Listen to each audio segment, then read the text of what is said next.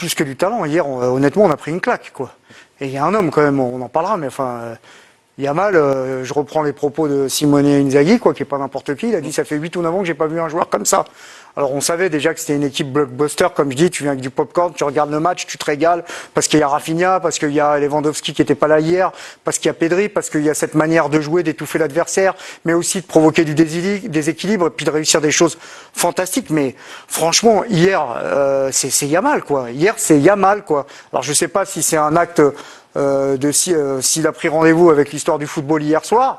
Ouais. On avait déjà compris que c'était un joueur fantastique puisqu'il avait à lui quasiment tout seul plié l'équipe de France au dernier Euro avec un but venu d'ailleurs, mais que vous êtes mené 2-0, il se cache pas, il prend les responsabilités. À un moment, l'équipe elle est hémiplégique, elle joue que sur un côté, quoi.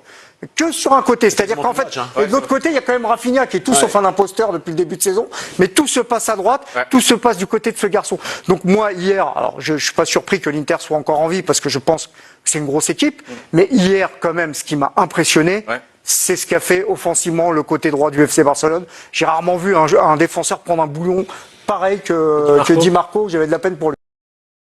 Autant de titres qui a autant dominé. Mais vous n'êtes pas au courant que le populisme est une valeur d'avenir, que ça marche bien en ce moment. Hein. Que ça marche dans tout, malheureusement, quoi, et que c'est le reflet d'une époque. Et plus c'est gros, plus ça passe. Effectivement, c'est absolument sidérant. Ce qu'ils ont fait, c'est indigne, indécent. Je suis d'accord avec José. Déjà, l'histoire du Ballon d'Or avec Vinicius et Rodri. Bon, j'ai trouvé absolument pas classe de pas venir.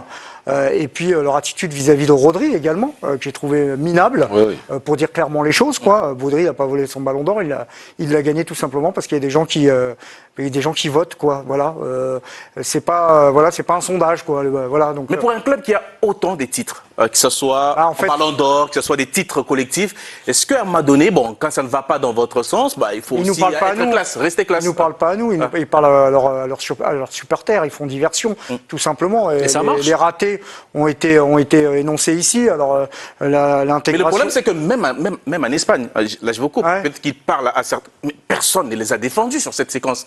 Regardez les unes de la presse après donc la finale de la Coupe du Roi. Personne ne prend la défense du Real Madrid. Est-ce que ces événements ne font pas tache d'huile? L'image du club n'a-t-elle pas pris un sacré coup? En fait, malheureusement, est-ce que vous avez l'impression qu'ils s'en rendent compte, en fait, au Real Madrid? Ah non, je suis pas sûr. Je suis pas sûr parce que ils ont été habitués à ce qu'on les caresse toujours dans le sens du poil, à dire que c'est le meilleur club du monde, ils peuvent se permettre ce qu'ils veulent. Je pense, si je me trompe pas, c'est l'un des clubs les plus suivis au monde. Ouais. Quelle image vous ramenez, vous donnez à vos fans, quoi, surtout les enfants qui vous suivent, qui s'identifient au Vinicius, etc. À la veille de la finale, ils ont fait carrément un clip sur l'arbitre, sur les erreurs de l'arbitre. Je ne sais pas s'ils se avant le match, avant le match, ils sont